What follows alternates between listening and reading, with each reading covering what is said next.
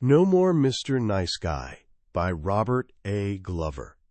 Let me tell you about Jason, a guy who looked like he had everything figured out.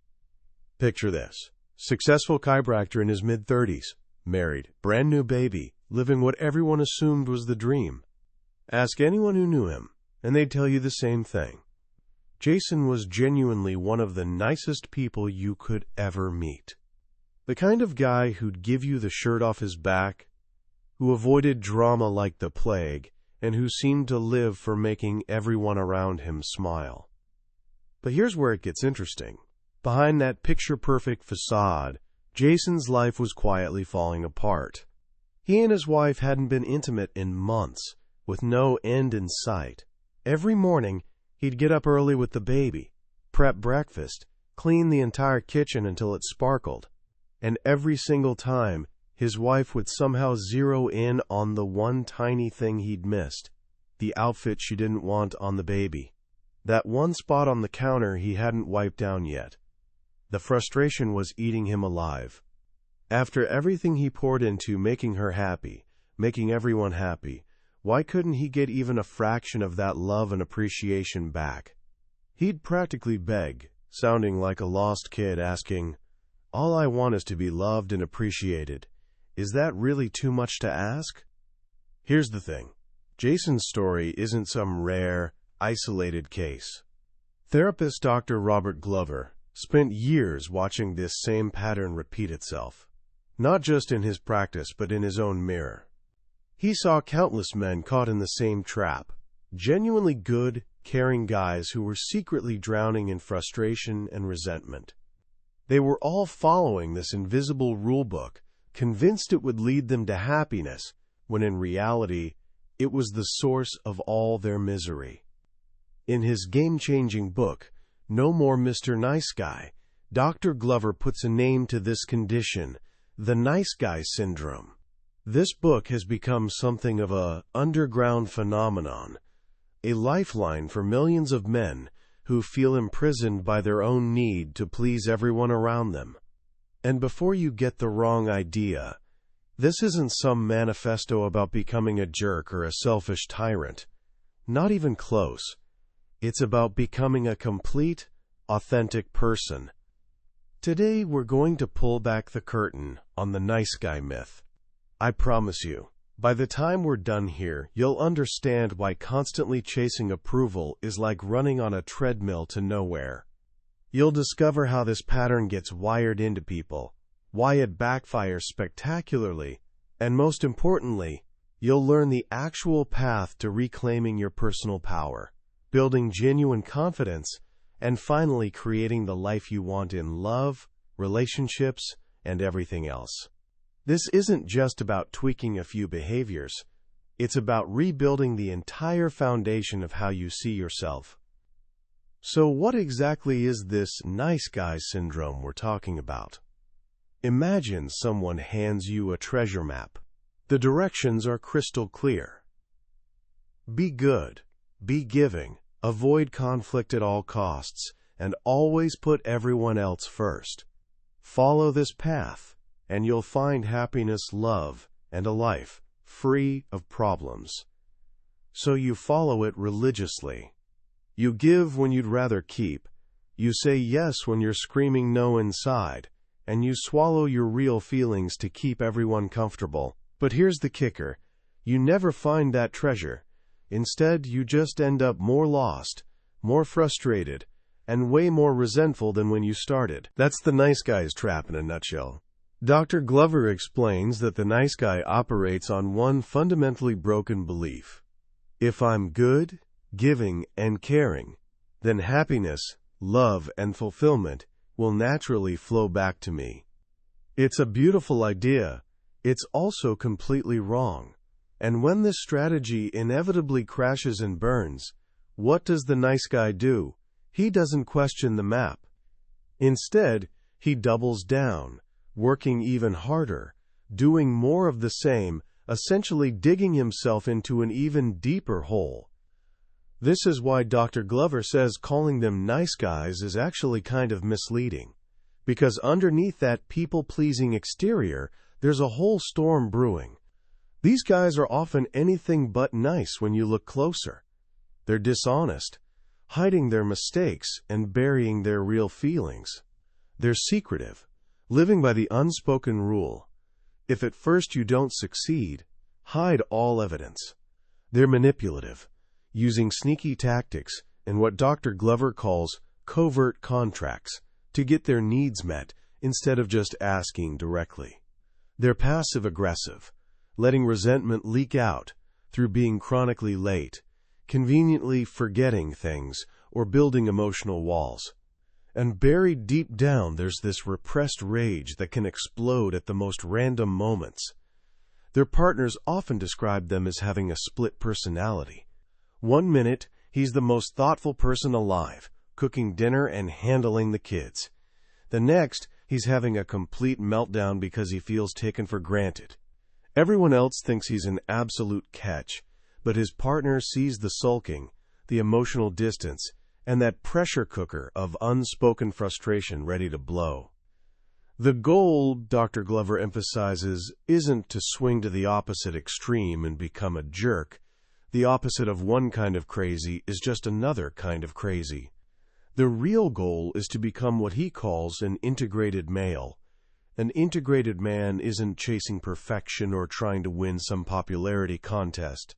He's someone who accepts every part of himself: his strength and his flaws, his assertiveness and his mistakes, his courage and his shadow side. He genuinely likes himself, exactly as he is. He takes full responsibility for meeting his own needs. And conflict doesn't terrify him because he knows he can handle whatever comes. This journey from nice guy to integrated male is a complete rewiring of your personal operating system. It's like tossing that old broken treasure map and learning to navigate by the actual stars. So where does this faulty map even come from? How does someone become a nice guy? To understand this, we need to rewind all the way back to the beginning. Every child comes into the world completely helpless and dependent. Their deepest, most primal fear is abandonment, because for a child, being abandoned literally means death. At the same time, kids are naturally self-centered. They genuinely believe they're the cause of everything that happens around them. Now combine those two things. When a child's needs aren't met, when they're hungry and nobody feeds them, when they cry and nobody comforts them, when a parent is angry or absent or uses the child to meet their own emotional needs, the kid doesn't think, "Wow, my parents are stressed or dealing with their own issues." They think, "I must have done something wrong. There must be something fundamentally bad about me that caused this." This is what Dr. Glover calls toxic shame. It's not the healthy shame of making a mistake. It's the deep core belief that you are the mistake. It's the feeling that you're inherently defective, bad, or unlovable at your very core.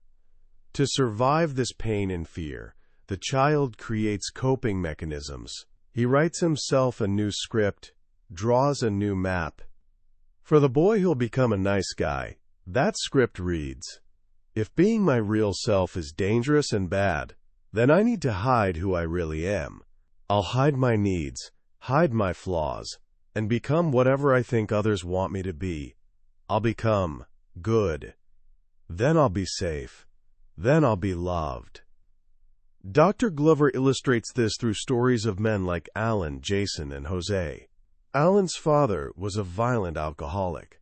So Alan made a vow to become the complete opposite: patient, giving, never showing anger. Jason's parents seemed perfect, so he spent his entire life trying to reach an impossible standard, always falling short in his own eyes. Jose grew up in complete chaos and learned that his only value came from being the fixer, the one who held everything together. Their childhoods were all different, but they arrived at the same destination. Each received the crushing message that it wasn't okay to be who they actually were. They internalized this toxic shame and built an entire life strategy around hiding their true selves and desperately seeking approval. This personal dynamic got turbocharged by massive social changes after World War II. Fathers who used to work side by side with their sons on farms suddenly went off to factories and offices, becoming distant or completely absent figures. Raising boys and teaching them how to be men got dumped almost entirely on women, mothers, and a female-dominated education system. Meanwhile, the feminist movement, while absolutely necessary, sometimes sent the message that traditional masculinity itself was inherently problematic or toxic. This perfect storm created a generation of men disconnected from their fathers, disconnected from other men, and completely dependent on women's approval. They adopted a female perspective on masculinity, believing they had to suppress any trait, like aggression, competitiveness, or assertiveness, that might be labeled as bad. They became the, quote, sensitive New Age guys, what poet Robert Bly called soft males, the nice guys. And now, Dr. Glover points out, we're well into the third generation of this pattern. This brings us to one of the most powerful and counterintuitive ideas in the entire book. The nice guy's strategies for getting love and approval are precisely what pushes it away. Let's start with approval seeking. The nice guy is like a chameleon, constantly shifting to become whatever he thinks the person in front of him wants him to be. Dr. Glover calls the things nice guys use to get validation attachments. They attach their self-worth to external stuff: the nice car, the sharp mind, the attractive partner, the reputation for being helpful. The ultimate attachment, obviously, is being seen as a nice guy. They believe this goodness somehow compensates for the secret badness they feel inside. This approval quest is most intense with women. A woman's approval becomes the ultimate proof of their worth. A smile, a flirtatious comment, or her desire for intimacy makes them feel valuable. Her anger, sadness, or even just a bad mood gets interpreted as personal rejection. This hands women enormous power over the nice guy's emotional state. He's constantly monitoring her mood, walking on eggshells to avoid triggering her upset. If she's happy, he can breathe. If she's not, he feels anxious and believes it's his responsibility to fix it. But here's the brutal irony. Most women don't actually want a man who's trying to please them all the time. They want a man who knows how to please himself. By constantly seeking her approval, the nice guy comes across as weak and lacking his own center. The exact behavior he thinks makes him attractive is often what kills her interest and respect. This leads us to the second failed strategy: covert contracts. This is the secret engine running the nice guy's entire world. A covert contract is an unspoken, unconscious deal that goes something like this: I'll do this thing for you, so that you'll do this other thing for me, and we'll both pretend this agreement doesn't even exist. It's the classic give-to-get move. The nice guy offers a back rub, not purely out of kindness, but with the unspoken expectation of intimacy later. He'll listen to all her problems, hoping she'll appreciate him and never leave. He does the dishes, not as a basic shared responsibility, but as a transaction he expects will earn praise or prevent an argument. The entire nice guy framework, if I'm good, then I'll be loved, is essentially one massive covert contract with life itself. The problem? The other person never agreed to this contract. They don't even know it exists. So when they don't fulfill their end of this imaginary bargain, the nice guy feels cheated, frustrated, and deeply resentful. This resentment builds and builds, leading straight to what Dr. Glover calls the victim triangle. It works in 3 predictable stages. First, the nice guy gives and gives, expecting something in return. That's the covert contract in action. Second, when he doesn't get what he expected, he starts feeling like a victim.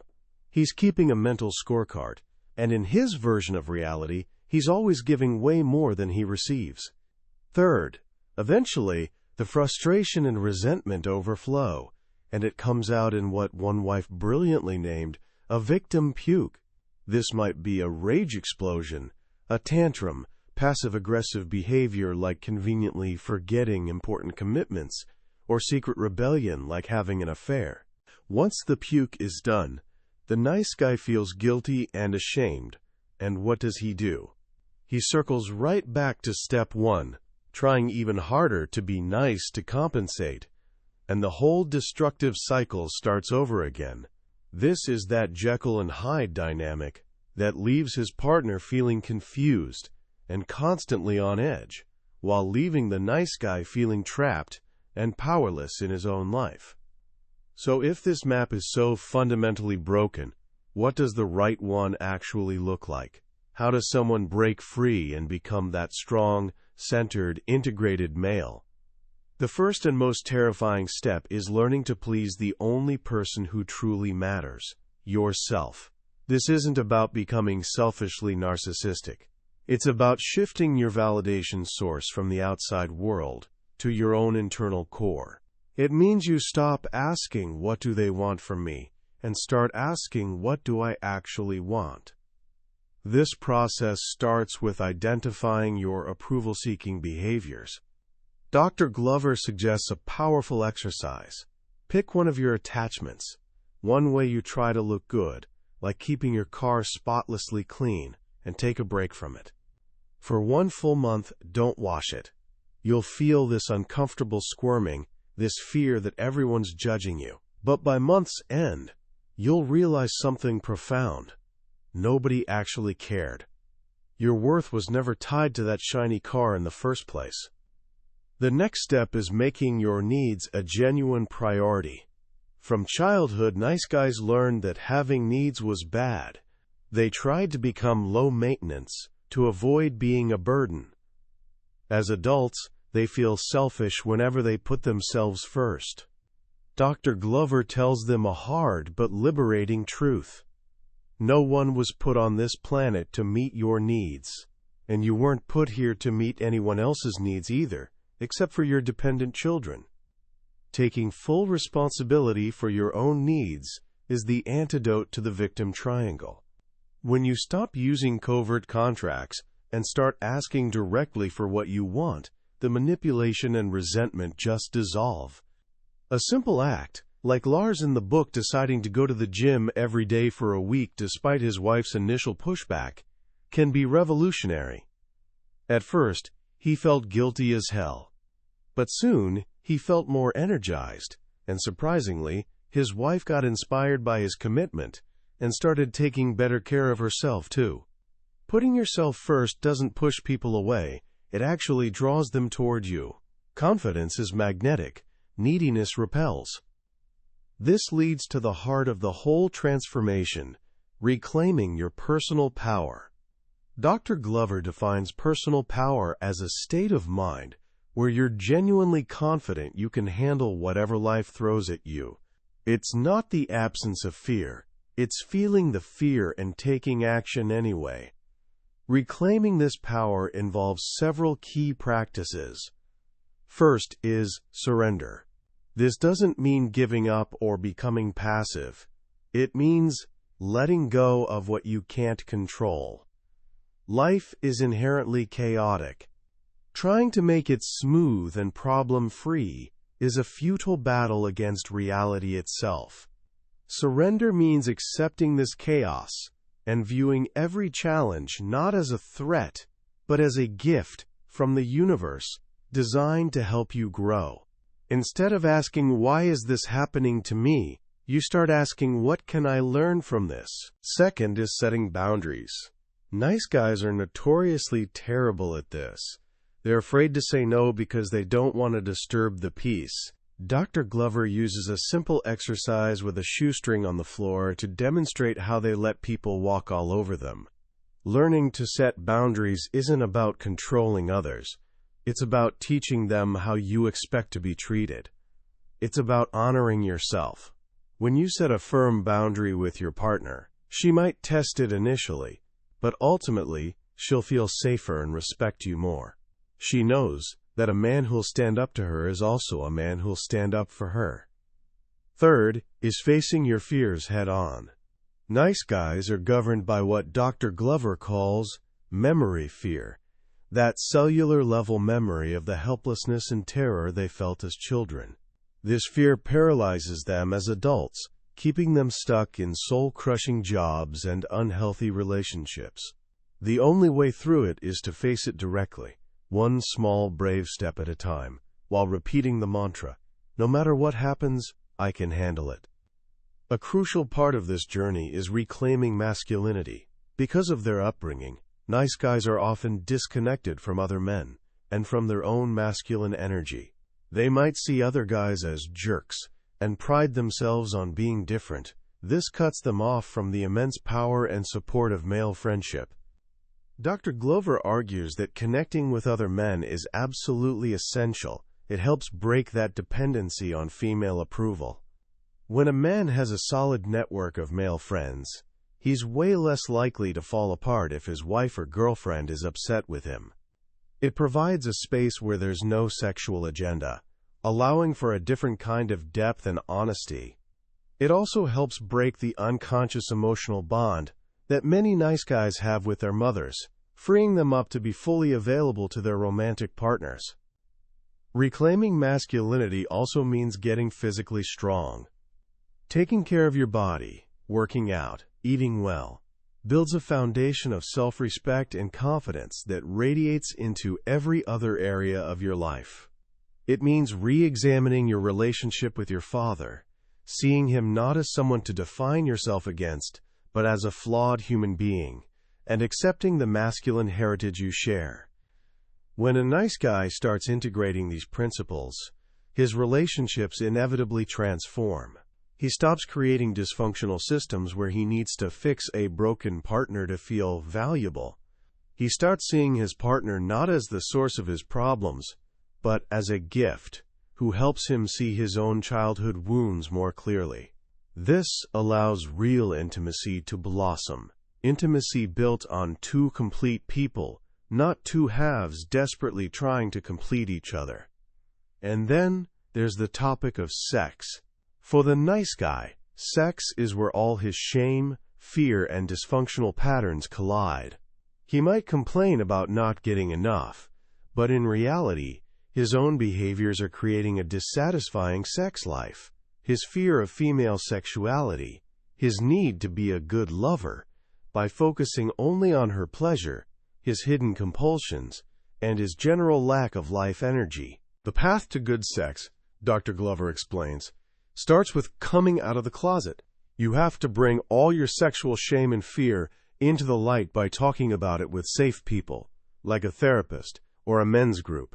You cannot do this work in isolation. Second, you need to take responsibility for your own pleasure. This means practicing what he calls healthy self-pleasure, not as a compulsive, goal-driven act hidden in shame, but as a way to connect with your own body and discover what actually feels good, without fantasy or pornography distracting you from your real feelings. Until you can give pleasure to yourself without shame, you'll never be able to truly receive it from someone else. And finally, you have to be willing to say no to bad intimacy. Nice guys settle for scraps believing that bad connection is better than none at all. It's not. Good intimacy happens when two people take full responsibility for their own pleasure, when there are no hidden agendas or goals, and when it unfolds as spontaneous energy. To get there, you have to be willing to let go of what you have to create space for what you truly want. As a man reclaims his power in relationships and intimacy, he naturally starts questioning the final frontier, his life's purpose. Nice guys rarely live up to their full potential. Fear, the obsessive need to do everything perfectly, self-sabotage, and a scarcity mindset keep them stuck in mediocrity. They stay in jobs they hate and let their dreams collect dust. The solution is the same. Face your fears, chart your own course, and stop trying to be perfect. Let go of the belief that the world is a place of scarcity, and embrace the reality of abundance. Create your own rules for success, measured by only one standard. Do they actually work? The journey from passive, pleasing nice guy to powerful, integrated man isn't easy. It requires courage, brutal honesty, and a willingness to sit with serious discomfort. But it's a journey toward genuine freedom. Freedom to be who you really are. Freedom from that desperate need for approval. And the freedom to finally create the life you've always wanted. When you step back and look at No More Mr. Nice Guy, you realize it's way more than just a self-help book for men. It's a profound commentary on a cultural script that many of us, regardless of gender, have been handed without our consent. It's the script that says our worth is external, something to be earned through performance and pleasing others. What makes Dr. Glover's work so powerful is its unflinching honesty. It holds up a mirror and forces us to look at the not-so-nice motivations behind our nicest behaviors, the caretaking that's actually a form of control, the giving that's really just a transaction, the peacekeeping that's actually just fear of conflict dressed up in noble clothing. It's uncomfortable as hell, but it's also incredibly freeing. It gives us language for that quiet frustration so many people feel but can't quite name. In a world dominated by social media, where every post is a performance and every like is a hit of validation, the message of this book feels more urgent than ever. The pressure to be a nice guy or a nice girl is everywhere and relentless. We're encouraged to present this polished, perfect, pleasing version of ourselves to the world, while hiding our flaws, our needs, and our true feelings. Dr. Glover's work is a powerful antidote to this. It's a call to authenticity, a reminder that real connection doesn't come from being perfect. It comes from being real. Imperfect humans can only genuinely connect with other imperfect humans. It's actually our rough edges that give others something authentic to hold on to. The book's most enduring lesson is about the real nature of power. We often think of power as control over other people or our circumstances. But Dr. Glover shows us that genuine power is internal. It's that quiet confidence that you can handle whatever comes your way. It's the freedom that flows from taking complete responsibility for your own needs and your own happiness. It's realizing that you're the only one holding the key to your own life. If you're ready to start applying these ideas, here are 3 simple, practical actions you can take today. First, identify one covert contract in your life. This week, just notice one area where you're giving to get. Maybe you're being extra helpful to a friend, secretly hoping they'll return the favor later. Just notice it. Simply acknowledging the hidden transaction is the first step to breaking the pattern. Second, do one thing purely for yourself. It could be small. Take a 30-minute walk alone, buy yourself that coffee you actually want, or listen to an album you love without interruption. Do it without needing to justify it or get anyone's permission. This is a small but significant act of prioritizing your own needs. Third, practice a small, honest no. The next time someone asks you for something you genuinely don't want to do, politely decline. You don't need an elaborate excuse. A simple "I won't be able to make it" is perfectly sufficient. Feel the discomfort, and then notice the freedom that comes right after.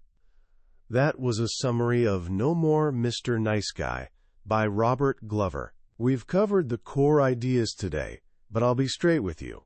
A summary can only ever be a signpost pointing toward something deeper. The real journey happens when you walk the path yourself.